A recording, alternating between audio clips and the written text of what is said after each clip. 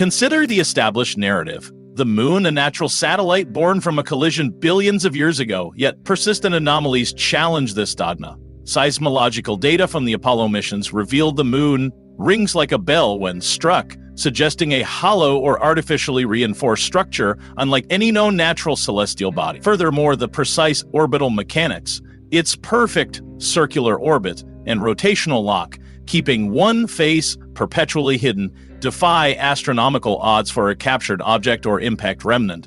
What if this precision isn't accidental? What if the moon's presence is not a cosmic coincidence, but a deliberate placement? Official explanations often dismiss these points, citing tidal forces or resonant frequencies. Yet the discrepancies accumulate. We are told lunar exploration ceased due to budget cuts, but whispers persist of discoveries deemed too destabilizing for public knowledge, particularly concerning unusual structures and resonant frequencies detected beneath the surface on the far side. This investigation starts by questioning the very foundation of our lunar understanding. Is the moon what they tell us, or is it a meticulously crafted artifact hiding a profound secret in plain sight? The unease deepens when examining ancient records. Sumerian texts, among the oldest written human accounts, meticulously detail celestial bodies, but conspicuously lack early references to the moon as we know it, sometimes describing a time before its arrival. Zulu shamanic traditions, passed down orally for generations, also speak of the moon being brought here by ancient entities. Could these be fragmented memories of a cosmic event obscured by time? This aligns disturbingly with modern, albeit suppressed, inquiries. Consider the CIA's declassified Stargate project, later renamed Gateway Process. Publicly focused on remote viewing, documents reveal deep dives into consciousness, altered states, and crucially, frequency fences, hypothetical energy barriers potentially influencing human perception and psychic abilities on a planetary scale. While not explicitly linking these fences to the moon, the project explored concepts remarkably similar to a consciousness-regulating system. Could ancient myths and classified government research be pointing towards the same unsettling possibility, an external structure designed to limit or influence human potential with the moon as its linchpin? The implications escalate beyond mere observation. Proponents of the moon matrix theory posit its influence isn't just gravitational, affecting tides, but metaphysical. They argue the moon emits specific low-frequency electromagnetic fields carefully tuned to interact with human brainwaves. The natural resonance of Earth, the Schumann resonance, averages around 7.83 Hz, associated with calm, creativity, and well-being. The theory suggests lunar frequencies intentionally interfere with this, potentially modulating mass consciousness, keeping humanity's dominant brainwave state locked within a narrower band, primarily beta frequencies associated with stress, anxiety, and fragmented attention, rather than the alpha, theta, or delta states linked to deeper intuition, insight, and connection. This constant, subtle entrainment acts like a metaphysical frequency fence, as explored conceptually in the Gateway Process documents. It allegedly limits our perception, dampens inherent psychic or intuitive abilities, and reinforces a baseline reality dictated by the matrix controllers. The moon, therefore, isn't just a passive observer. It's theorized as an active transmitter, subtly managing the collective human psyche, keeping us tethered to a specific limited bandwidth of experience, a literal prison frequency. The theory extends its reach into our very biology. What if the 98% of human DNA currently labeled as junk DNA by mainstream science isn't junk at all? Some researchers in esoteric traditions propose this non-coding DNA holds dormant blueprints for expanded consciousness, higher dimensional perception, and crucially, the Akashic records of our past incarnations. Our soul's history, the moon matrix hypothesis argues that the specific electromagnetic frequencies broadcast by the moon actively suppress the activation potential of this junk DNA. This perpetual interference acts as a biological lock, preventing access to these latent abilities and memories. Why can't most people vividly recall past lives? Why are innate psychic abilities dismissed as fantasy? According to this model, it's not a natural limitation but an imposed one. The lunar frequencies create a persistent biological noise floor, making it incredibly difficult for the subtle signals encoded within our DNA to emerge into conscious awareness. We are, in essence, biologically firewalled from our own deeper heritage and potential, kept in a state of spiritual amnesia. How could this alleged suppression mechanism function? The interaction between lunar frequencies and Earth's natural electromagnetic field, specifically the Schumann resonance, is key. While the base Schumann resonance is around 7.83 Hz, it fluctuates. Moon matrix proponents claim lunar cycles introduce specific dissonant harmonics and amplitude modulations into Earth's field, creating interference patterns that disrupt the coherent bioelectric fields necessary for optimal DNA expression and brain function.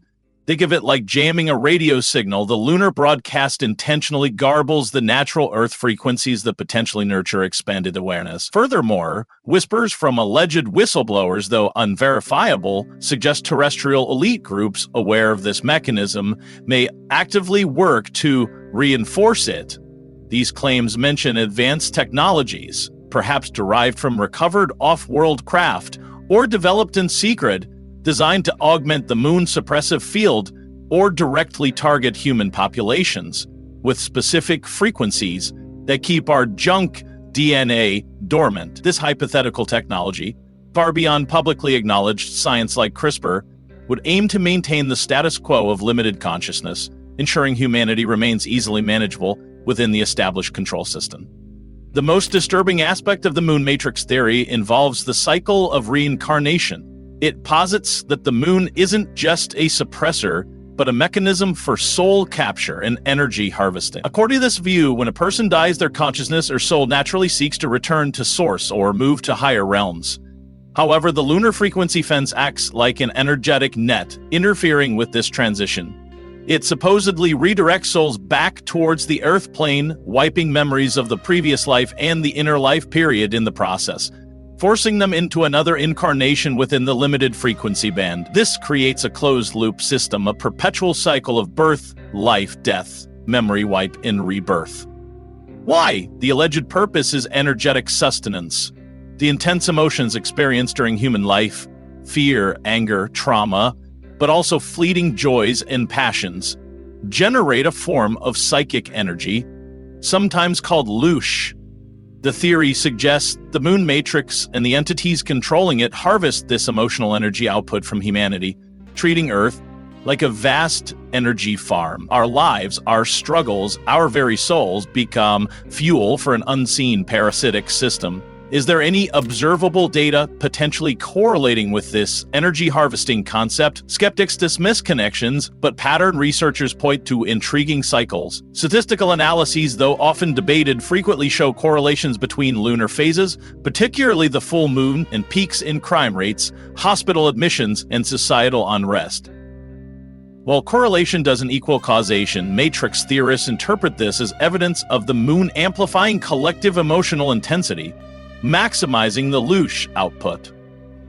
More contentiously, some researchers attempt to link the moon's 18.6-year Saros cycle, governing eclipses, and its longer-term nodal cycles, affecting gravitational peaks, to major historical events and economic cycles, such as the 2008 financial crisis, or periods of widespread social upheaval occurring near predictable lunar cycle maximums. The theory further implicates elite groups and secret societies, suggesting they possess hidden knowledge of these lunar mechanics.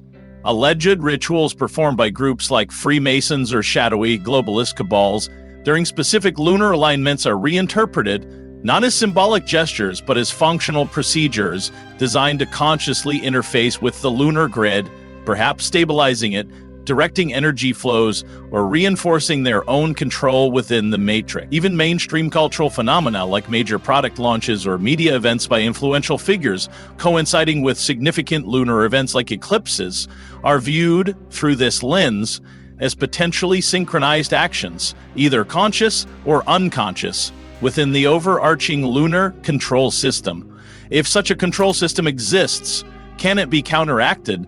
Hope lies in rediscovering suppressed knowledge and technologies. Nikola Tesla's work on resonance and wireless power transmission is often cited.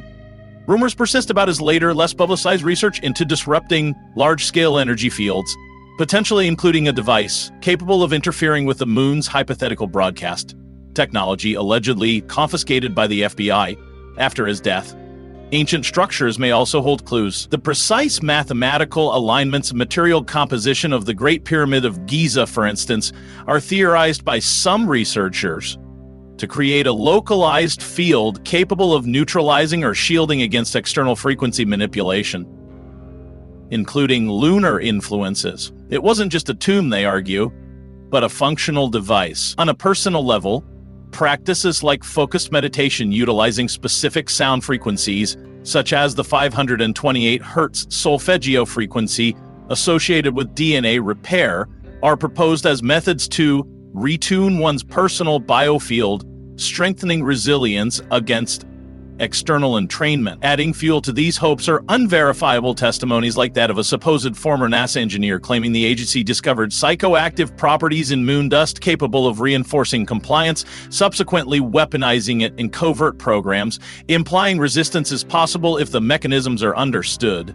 The narrative culminates in predictions of instability. Some fringe predictive projects, like the WebBot project, which allegedly uses algorithms to scan collective unconscious chatter online, have issued warnings concerning a future lunar anomaly, potentially linked to observed increases in the moon's axial wobble or unforeseen gravitational shifts around the year 2027.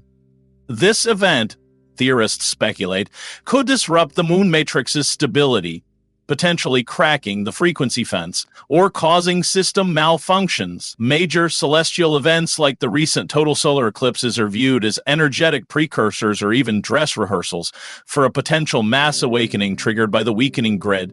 Whether this leads to liberation or chaos remains uncertain. The call to action becomes urgent.